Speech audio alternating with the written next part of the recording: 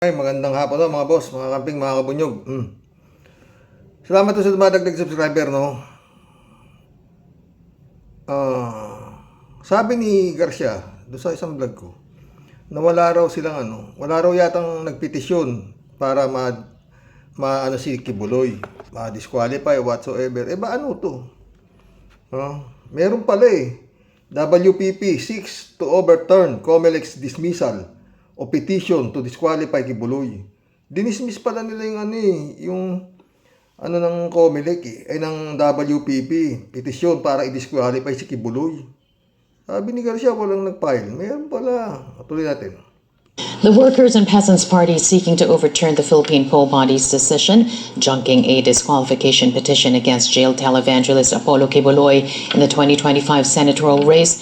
Petitioner Sonny Matula is accusing Kibuloy of material misrepresentation, arguing his nomination by the WPP lacked both factual and legal grounds. Matula claimed Kibuloy's certificate of nomination and acceptance was signed by someone who was not an officer or member of the party, but the Commission on Elections rejected that petition, citing procedural violations. The COMELEC has allowed Kibuloy to run as an independent candidate.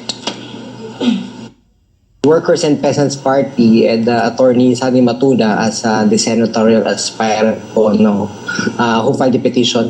We're now preparing a motion for reconsideration for submission to the COMELEC anytime today or perhaps tomorrow in the coming days. We want to maintain the integrity of the Workers and Peasants Party, and we do not want anyone purported representative of the WPPP claiming such, no?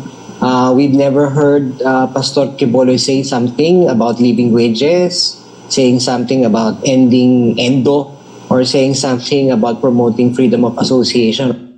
Public approval for Philippine Vice President Sara Duterte down further last month. A Pulse Asia survey of some 2,400 respondents. Yan, yun na yan. Yung mga survey ni Sara yan. Dito na tayo Kibuloy, no mga boss. Ano kaya gusto mangyari sa Kibuloy, no? Alam kaya nito ginagawa niya o ano? Mga friend, no? Appointed son of God ka na kamo, diba? 30 taong kang appointed son of God. Ngayon, nilalapitan ka ng mga kandidato, presidente, para iproklama mo sila na yan ang iyong sinusuportahan. Ngayon, ikaw ang binaba mo yung pagkatao mo. Mukhang talagang proven na na talagang itong si Kibuloy, isang loko-loko to. May sira talaga sa tuktok to. Di ba? Mantakin mo, appointed saan ka, tapos tatakbo ka senador. Ikaw ang dating nilalapitan ng mga presidente para, di ba? Ikaw nagpanalo kay Digo. Ikaw nagpanalo kay Gloria, sabi, di ba? Sabi mo rin, ikaw ang nagpanalo kay Erap. Pero ikaw ang nagpatalo kay Gibo. Ganun ba yun, Kibuloy? Ewan ko mga friend. Yan, sabi ni Garcia, wala raw nagpipetisyon. Meron palang nagpapadisqualify kay Kibuloy itong WPP. Pero pinagtanggol nila Garcia na hindi ka pa pwede. Hindi pwedeng disqualify si Kibuloy. Mali, may rules ka. Pinagtanggol nila si Kibuloy, kaya pinayagan nila tumakbo si Kibuloy. Diba? Ang laki ng takot ninyo kay Kibuloy. Hanggang ngayon ba kayo naniniwala kayo sa sinasabi niya na pag hindi siya pumirma, hindi kayo makakakit sa langit? Sipin niyo mga friend, meron nung dumating na yan, nag-post po ako. What if pinagkaloob ng demonyo, sinuwerte si Kibuloy at siya ay naging senador? Paano ipapakilala yan sa Senado? Senator, appointed son, senator. Putya, appointed son ka na, senador ka pa. Kibuloy. Sakit sa ulo ka talaga, Kibuloy, sa totoo lang. No? Ano naisip mo? Ang Kibuloy, no? Tsaka mo naisipin yung, sabi mo, maraming sinasabi abogado nito Nagagawin niya kung siya magiging senador. Ang isipin ninyo, paano ka makakalabas? Kung paano maaayos yung patong-patong na kaso nasa sayo? Ikaw naman, Kibuloy. Libreng advice yan. Galing sa akin, ha? Maski pa paano pinagmamasakit na kita. Kesa, di kaya gumasta ka pa kay Garcia para ka lang patakbuhin talaga.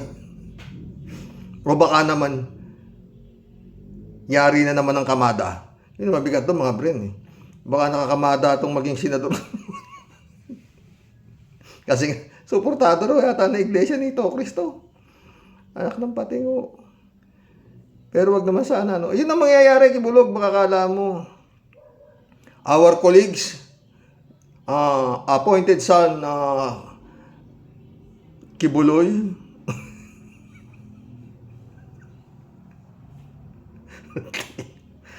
Buisit. Ano kaya Pilipinas? Comelec, dapat inisip nyo yun. Bago ninyo ipinaglaban si Kibuloy, pinadidisqualify na ng WPP. Dahil misrepresentation nga, pinagtanggol nyo pa. O kaya nakatakbo ngayon yan, no? Isipin nyo ako ano magiging itsura ng Senado kung nandun yan. Ha? Paano ipakikilala ng kanyang mga kulig yan? The presence of the appointed son. Ibuloy ka, Para mo sinabi ngayon, nagginago mo yung tao sa mahabang panahon dahil hindi ka naman talagang appointed son. Appointed son ka, ikaw Diyos tapos tatakbo ka senador. Ano ka, sira? Talaga sira ka talaga. Sira ulo mo. Ang hirap isipin yung ginagawa mo, Kibulog, sa totoo lang. Oo. Diba? Saka ka na tumakbo. Kibulog, pag tapos na yung mga kaso mo, oo, meron ka pang most wanted ka pa sa Amerika. Oo. Diyos kong tao to, kung ano lang maisip mo Sa bagay ganun talaga no? Kung ano lang maisip mo si Kibulog, Mantaki mo ideklara mo yung sarili mo, ikaw appointed son of God. Hindi makakarating sa langit ng kaluluwa ng tao kung hindi dadaan sa'yo. Diyan siguro natakot yung Comelec sa'yo hindi ba? Sakit sa ulo to. Ewan ko. Tama na. Baka mabaliw pa ako sa'yo, Kibulog. Dito tayo kay Ipe. Dalawa yung topic natin. Si Ipe naman, ha? Gamitin natin yung kay Atty. Enzo, kay Kabunyog, no? Walang magnanakaw na Duterte. Nakakakilabot na pahayag ni Ipe. Talagang nakakakilabot yan, Ipe. Ito pa isa Alam din kaya nito mga pinagsasabi nito. Pakinggan natin ha. Alam nyo nung binabinata ako, hindi ako napapagkamalan akong si Ipi sa mall. Tuloy mo, Ipe. Ang pahayag nitong artistang tuta ni Digong na si Felix Salvador, ayon po kasi sa Hindi naman tuta. Kayo naman, Atty. Enzo, hindi yan tuta. Bulldog ni Kibuloy. Ay, ni Kibuloy. Ni Digong. Hindi na mukhang tuta yan si Ipe, ha?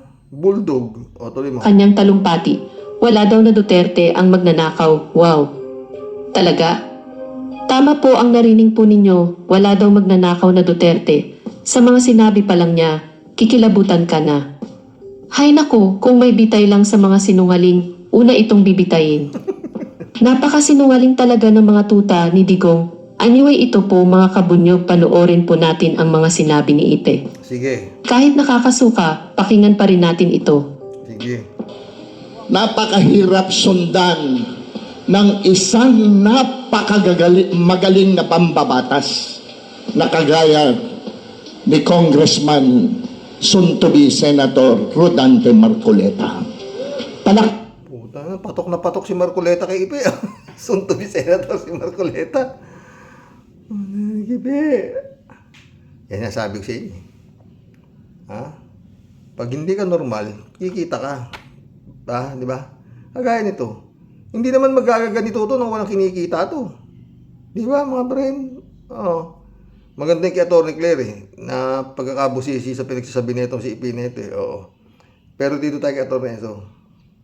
Palakpakan nyo. Alam nyo po kung bakit? Yan po ang nagtatanggol sa mga Duterte sa House of Representatives. Tinanggalan nga po siya ng mga committee nang wala siyang kaalam-alam. Hindi tama yung ginagawa nila. Pero hindi natutulog ang Diyos, hindi natutulog si Allah. Alam niya Kung patitignan kaya ito psychiatrist, ano sa palagay niyo mga boss? Kung ako tatanungin niyo, mukhang may tama ito. Diba? Diba? Ano sa palagay niyo? Ha? Tuloy mo, Ipe. Tamantakin mo, no? Pag ito naging senador. Ha? Si Ipe, si Kibulog, si Bum Tarat-Tarat. Sino pa siya? Si Bongo, si Bato. Patay kang bata ka. Ha? kung ano ang nangyayari dito sa ating bansa. Inaakusahan nila, hindi man diretso, inaakusahan nilang nagnanakaw ang ating Vice President. Ito naman ang sasabihin ko, Ano? walang magnanakaw na Duterte!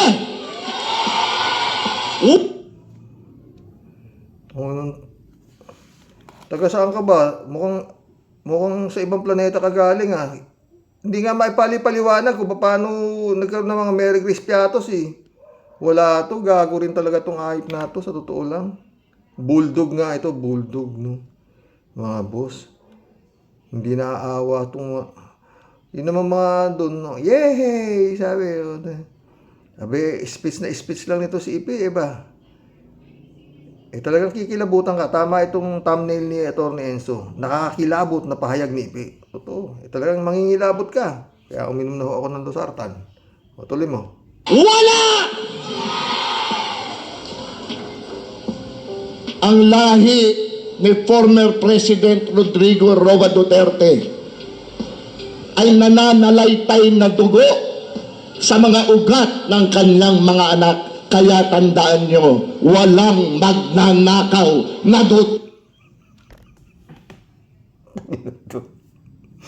Yung nananay ito, duguro ni Duterte, nananay sa mga anak niya. May katakot-takot ang kaso niyan, Ipe. May smuggling pa yung si Pulong Duterte, may ano-ano. Anak ng puti ko. Sige, pagtsatsagaan pa natin ng konti ito bago tayo magkulab na ho tayo. Wala ho eh. Anak ng puta. Duterte, kailanman. Sa kumuha ng kayamanan nga rin yung Duterte, ha?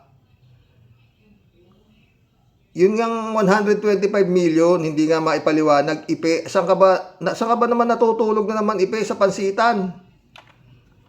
Tangina na, kaya kawawa talaga Pilipinas, oh. Tayo mo to, pinatakbo ng, Comelec to, oh. Walang plataforma to. Inamin ito na hindi ako abogado, hindi ako doktor. Para sinasabi niya wala siyang alam, ano, di ba? Pero ako ay isang artista. Talagang dapat, mga tren, yung kwalifikasyon dapat baguhin in order to be a public servant. Dapat mayroon ka talagang ano. Ito walang alam mo. Naamin niya, di ba? Baboy na yung Senado, mga friends, sa totoo lang. Dadagdag peto. Si Bum Tarat-Tarat naman, kita mo, ano bang gagawin niyo? Huwag muna akong tanungin, hindi pa ako nananalo. Pag nanalo na ako, saka mo ako tanungin kung anong gagawin ko. At tangin ang mga sagot niya. Panginoon. Talagang dasal ang kailangan po natin. Pinapasok po talaga tayo ng ano. Itong mga klaseng ano. Halimaw. Sabi nga ni Secretary Ronald Llamas, Diyos ko, mga halimaw talaga to. Pero natutuwa ako kay Kibuloy sa totoo. Tingnan natin kung ano pa sabihin ito. Nakikinig po kami ng lahat, pati si Kap. Nakikinig kami kay Congressman Marcoleta. Alam niyo po, walang kasinungalingan ang kanyang mga sinabi kanina. Wala akong kasi kanong nanganingo. Ano? Kaso. Hindi kaya nag-ano to. Ano ba dapat na pagdaanan ito? Drug test, psycho test, no? Ito mga kandidato ng grupo ni Digong, ano? Nakakilabot. Niya. Ang kanyang nilathala sa ating lahat. Siya po at ang Alin?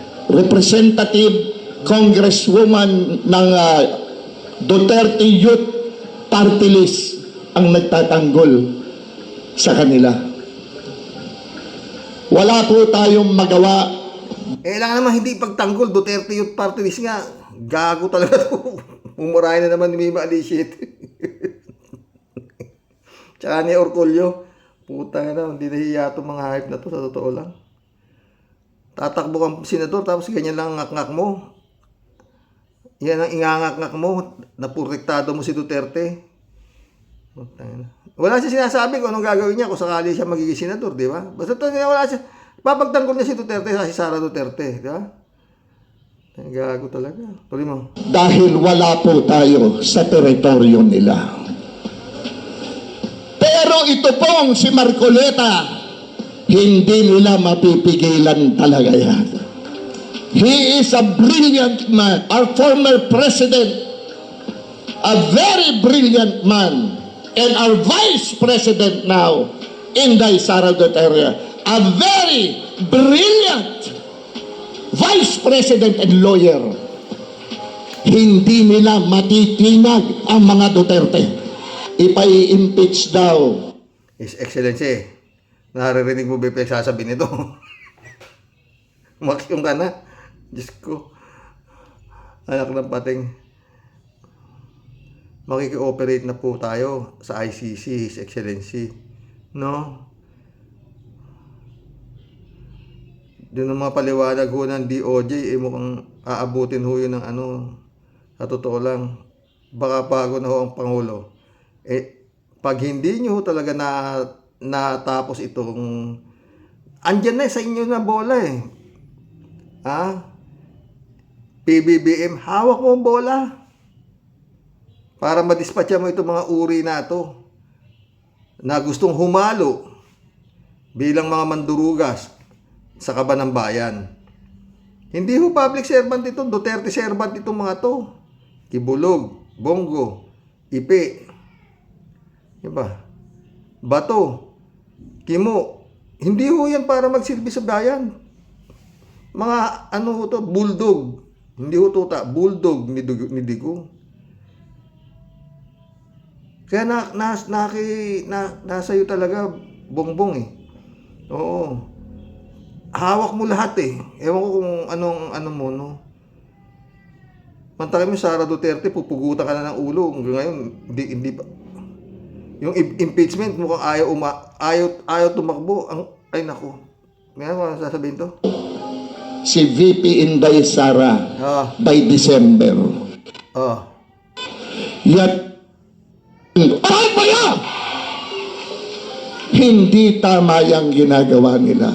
Yan mga kabunyog, narinig po natin ang mga sinabi. Sana nakakarating siya ito, His Excellency. Napapanood mo sana yan. Dahil nasa social media yan, kalat na kalat na yan. Gumawa ka na ng paraan habang maaga. Sa totoo lang. Oo.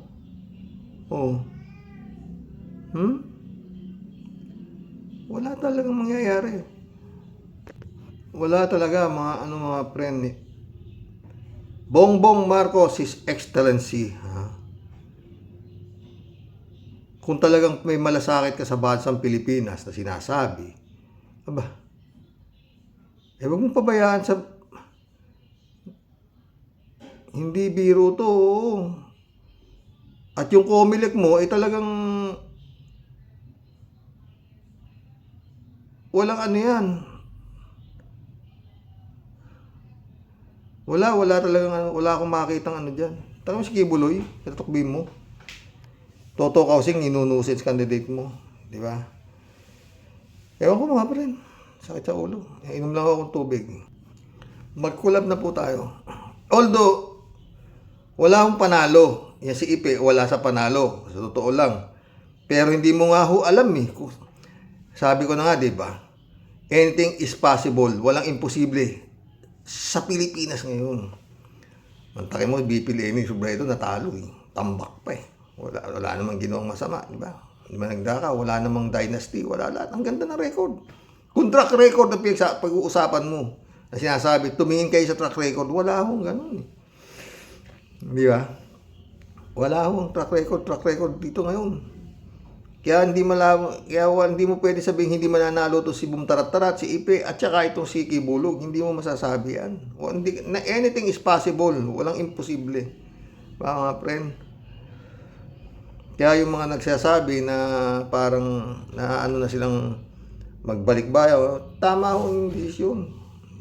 Huwag na nga kayong bumalik, pwede rin eh. Jeff Ramos na shout out. Ito, dating iglesia yata ito eh. Tumiwalago. Kasi nga yun nga. Sabi, tignan mo yung ginagawa iglesia. Suportado pa nila si Kibulog. Suportado nila Sara. Ewan na. Joey Tubileha, shout out. Ano na? Alan Royales, shout out, always watching, sabi niya. Celia Messina, welcome to the club.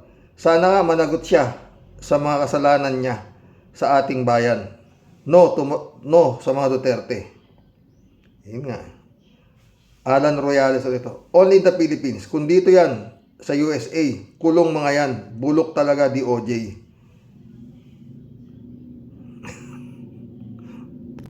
Oy, salamat ha. May nagbigay na ng pamasko sa akin. Si Michael Edwin, my friend. Shout out. Oo. Di ba, sabi ko mamasko ako. Nagbigay na ng pamasko si Michael Edwin. Siguro mayaman to. 200 Canadian dollar eh, o diba?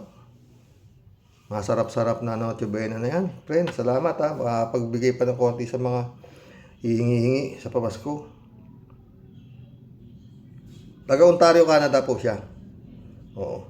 Sabi niya, bakit kaya napakamahirap ang maging Pilipino? Samantalang ang bansa natin ay punong-puno ng kayamanan. Totoo naman, di ba? Nandito lahat eh. Prutas, isda, lahat. Magandang lupa. Pangit lang politician eh. Yun ang problema, Michelle. Dito sa Ontario, yumayaman lang kami ng isno.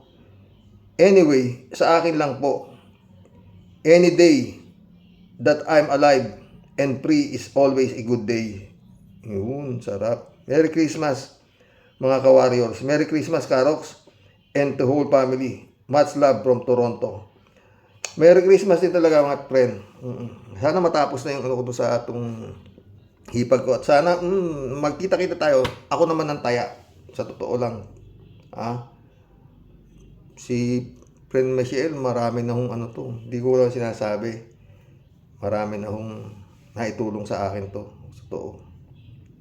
No? Yan o mga tulong.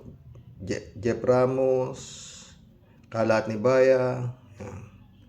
Friend Shervin Sapeda, yan. Amy Bingson, yan o, mga bigla na lang kung biglang may nagpapadala ho yan, yan o. Brother Eli Asistio, yan. Salamat ho. Hulog kayo ng Diyos. Kaya nga siguro ako dito nilagay dahil sa inyo. Oo.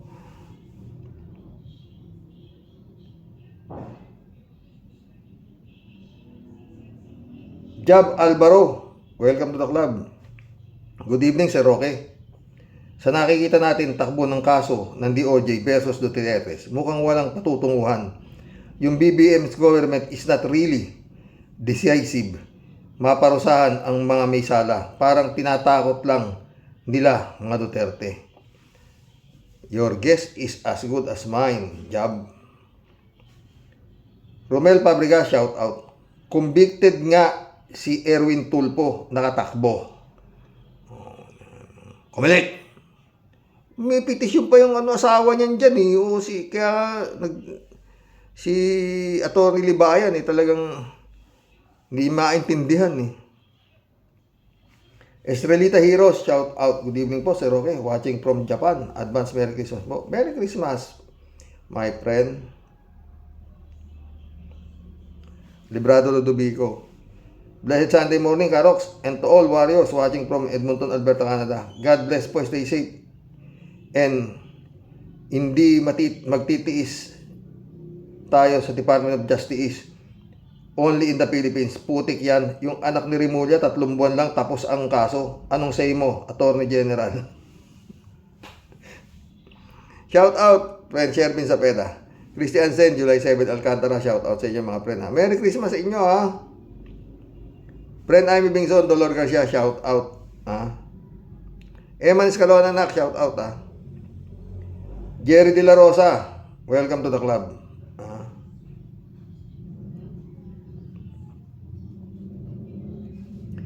Pinoy Sea, Salt Bay, shout out. As I said, si Digong ay hindi makukulong yan. Ang batas sa Pinas ay may butas, puro kalokohan. Pag ICC ay guilty at kulong na yan, wala kayong aasahan sa DOJ, puro kurap yan.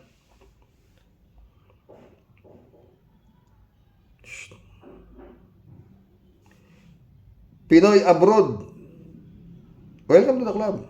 Walang mangyayari dyan pag ang kaso ay ipinaubaya sa DOJ. Merong ICC na hindi na sila mahirapan. Bakit hindi niyo ihatid doon? Lusot na naman dito, lusot na naman dito, singiwi. Sasabihin na naman niya, pinaubaya ko no. Pinabaya ko na yan sa DOJ, kaya DOJ nyo na sisihin para lang yan sa reclamation sa Manila Bay. Pina-stop ko no, pero ano na ngayon? Welcome to the club, Pinoy Abroad. Federico Mandak, shout out ha. Karoks, sayang ang oras mo dyan. Isa lang totoo dyan. Baka talagang walang record yung mga biktima ng EJK, pati mga ebidensya. So anong malalim na investigasyon, mga investigasyon pa ang gagawin nila? Lahat na inamin na ni Digong sa Quadcom, ano pang investigasyon gagawin nila? Baliwala na yung Quadcom? Baka naman iba ang balak nilang gawin. Investigasyon, gaya ng sabi ni attorney, by technicalities, mabasura yung kaso nila Digong and company dahil inutil sila. Mainit din ang ulo ni Federico Mandak. Kalat ni Baya, shout out ha. Good evening Kasani. Sa uulitin, basta pogi ay kadalasang ginagabi. Ganun pa man, banat lang Kasani. God bless your family. God bless my friend. Kalat niya.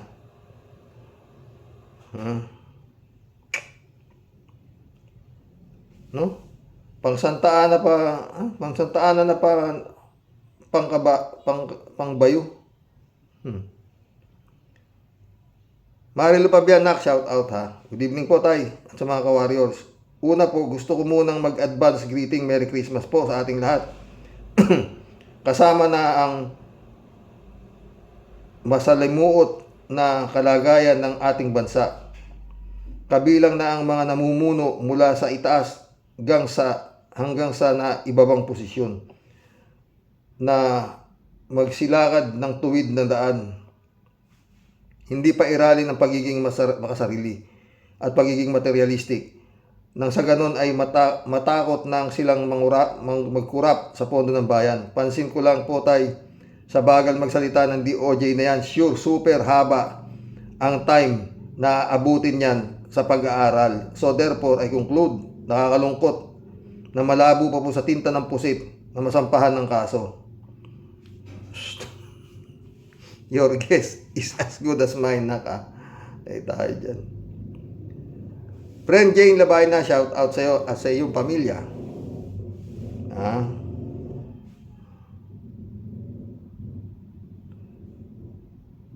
Kalat ni ulit to. Anong mangyayari? Ang sagot dyan ay walang mangyayari. Alam nyo naman na pera at impluensya ang hustisya sa Pinas. Tayo dyan. Astig na, untouchable pa, si paring Diggs lang ang malakas. Yan ka na naman. Bagay, yun talaga nangyayari, di ba? Kalat ni ulit oh. O ano na kasani, yaring-yari na, mother pati daughter. Uwian na. Mag-ibang topic na tayo. Kalat. Hi. David Allen Mendoza, shout out. Blessed Sunday po, Karoks. Baka po naghihintay din ng DOJ sa ICC, kaya ayaw na muna nila kasuhan si Digong. Hindi ah. Pwede rin siguro. Noel Mendoza, shout out. Pilitin ibigay na ang mga yan sa ICC para makakulong na ang mga yan doon sa dahig. Ala eh.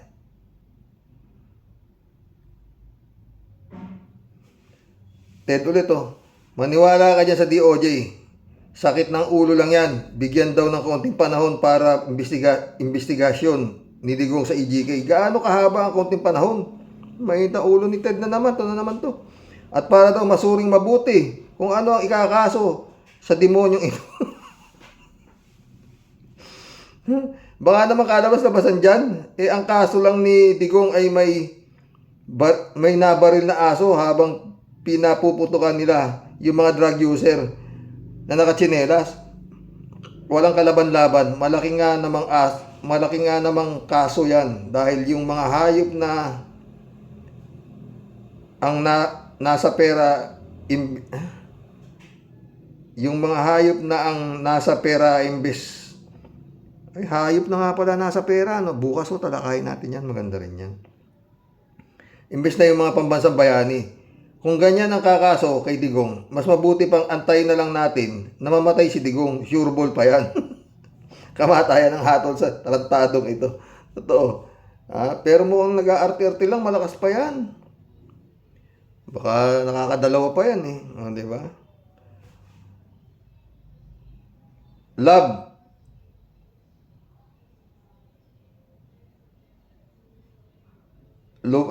Love and appreciate. Welcome to the club. Love and appreciate. Bakit ang hustisya takot banggain ang mga malalaking pangalan at maimpluwensya? Bakit pa sila tinawag na hustisya kung pili lang ng mga inuusig nila?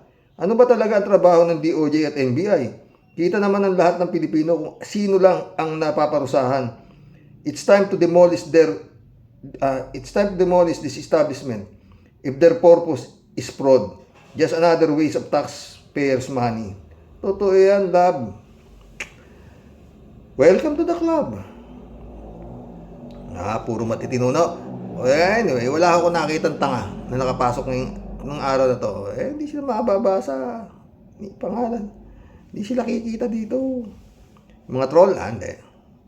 Kaya nga ayaw ko mag-live eh. Dati nung panahon ni Kabayo, yung kaibigan namin ni Kalatni, si Norman Mangusin. Panay ho ang live ko noon. Marami yung pumapasok na tanga. Napapaaway po ako dyan. Kaya si Makmak Pablo, napalaban ako dyan. Kasi nga, ano yan, protector ni Kabayo yan. Tsaka ito itong isa pa. Yung Jojo Di Guzman. Oo, yung parehas may ano yun ng araw eh. Pagtataon ko yan. Tsaka ito si Tikna Roman Carino, yung bata namin ni Kalatni. Puro nga si Raul yan, oo. Ngayon ano na sila. Parang normal na si Ngak-Ngak, oo. Pero yung si Joella tawag namin dun eh, oo. Mukhang may tama pa rin. Protector yata ni Digong yun eh, oo. Si Joella. Shirley Jaser, oh. Basta may pera, ang kalaban mo dyan, Karoks, mahirap kang makakuha ng katarungan. Pera-pera lang naman lagi dyan sa Pinas. Kaya nga, nag-ipon ng maraming pera ang mga Duterte kasi alam nila, marami silang kasalanan. Nakahanda sila sa mga kasong haharapin nila. Pera lang katapat dyan para hindi sila makulong. Magandang gabi po, Karos. Magandang gabi, Shirley J. Sir. Hindi lang yun, Shirley. Naglagay sila ng tao nila sa Supreme Court, Department of Justice yata. Parang duda ako dun. Kinimulya, oo. Hanggang ngayon, di pa nahuhuli si Bantag. Bata ni Digong yan. Malaki ang intelligence pa niyan. Di ba? Nak ng pating. Harry Roque nakatakbo. O, lahat ng bata ni Digong, si Kibulog lang ang nakulong dahil talagang hindi siya pwedeng hindi lumabas Talagang bibirahin ni General Torre yung yung kingdom niya Babaliktad ni General Torre 4,000. Kaya talagang lumabas siya, hindi siya pwedeng hindi lumabas. Sabi siguro nung amo niya, lumabas ka niya, ulul, baka kung ano pa mabuko dito sa kingdom na to. Talagang hindi titigil yan si General Torre pag hindi ka lumitaw. Opo, boss. Lilitaw siya. Di ba? Talagang hindi na talaga titigilan di ba? Rodelia Alpilor. Hello po, Sir Rox. Maligayang Pasko po to all your families. At mga kabosing, ayan na naman, katibayan pa daw. Sus Diyos na mahabagin. Anong gusto nilang katibayan, Sir Rox? Yung pumatay si Digong mismo sa harap nila? Sir? Para lang patunay na pumapatay nga siya ng mga alipores nila. Salamat, sir. Ingat. God bless us all. God bless, Rodelia. Rodelia ulit Nakakapanghina na yung nangyayari sa gobyerno natin, Sir Rox. Bakit napakarami na ng ebidensya? Bakit ang dami nilang alibay? Diyos ko po, Lord. Kayo na po bahala. Naway magpakita tayo ng halimbawa para manaig ang katotohanan. Amin. Yun nga talaga, yun na lang yun. Cassandra Daisy, shout out. Mr. Rox, hanggang ang Comelec tayo na naniniwala kay Kibuloy at gustong gusto na ng makina sa pagbilang ng mga boto natin, hopeless tayo dahil mga kurap ang mananalo. Mas matalino ang mga taga-Germany dahil pinilit nila na manual counting dahil gusto nilang malaman kung nabibilang talaga ang mga boto nila. Di ba? Nabibilang din naman dito, Cassandra. Ikaw naman. Kaya lang masyado mabilis ang bilang. Isang oras lang, 20 million nang nabilang. Cassandra Daisy ulit May rally na, mga pare, madre, Kristiyano. At sana mga brothers natin Muslim tungkol sa good governance. Sana sumama ang mga EJK victim doon. Yun! Yun ang dapat. Sana yung mga EJK victim, sumama na kayo. Kung ilan libo nga kayo, kung totoo nga kayong 20,000, 30,000, sumama na kayo doon sa rally na yun. Minsanan, diba? Cassandra Daisy ulit Let God be the center of politics. Yan ang sabi ng isang pari na kasama sa rally noong Lunes. Hindi ka lang nanood na parang engot. Gutom na nga, nakangangalang. Totoo.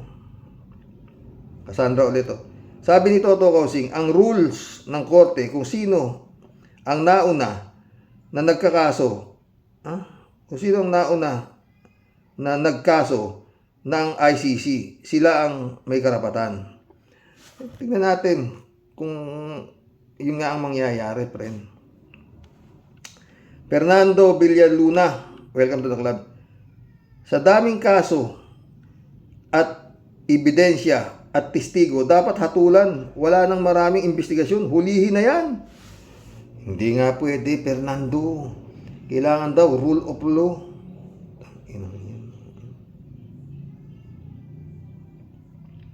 Ito yung nag-reply si Ted kay Michael Edwin. Buti pa kayo sa Toronto, maraming yelo, parang gawing halo-halo. Lagyan mo lang ng asukal, ang sangkap pwede na. Sumagot si Michael. Maraming asin ang nilalagay sa highway para matunaw at hindi madulas. Kailangan meron kang rust proof para hindi kalawangin ang iyong sasakyan.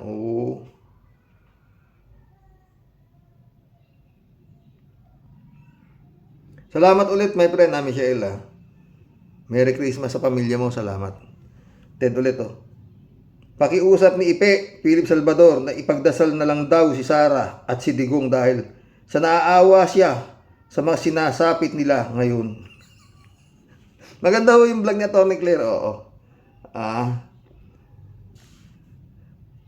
Kabi-kabila daw ang problema at pinag-uusig. Kaya sa comment ko sa vlog ni Atty. Claire Castro, ang sabi ko, huwag kang mag-alala, Ipe. Talagang ipananalangin namin ang pamilya ni Digong na sana hari nawa ay tumigil-tigil na sila sa pagnanakaw. Kasi nangulingan at pagpatay ng tao. Tarantado ka, Ipe. Sino ba ang hindi uusigin pag ganyan ang ginagawa? Si Ipe. Ay, mission accomplished mga boss. Oo. Lupit, no? Tama sabi. Mahirap talagang mahalin ang Pilipinas, no? Mantakin mo yung pera natin. Nanginang yun. Baka sa susunod ha, mga boss, no? Ngayon mga hayop na ho nakalagay. Wala na ho yung mga bayani. Pero sabi naman nila, tuloy pa rin daw imprenta ng pera na mga mukha ng bayani, no? Pero yun nga, bago na. May usa, may pikok, may parang musang, o mga gano'n na, di ba? Sana wag dumating yung panahon na ang nakalagay na sa pera natin yung yoyo, sipa, yung mga pabansang laro.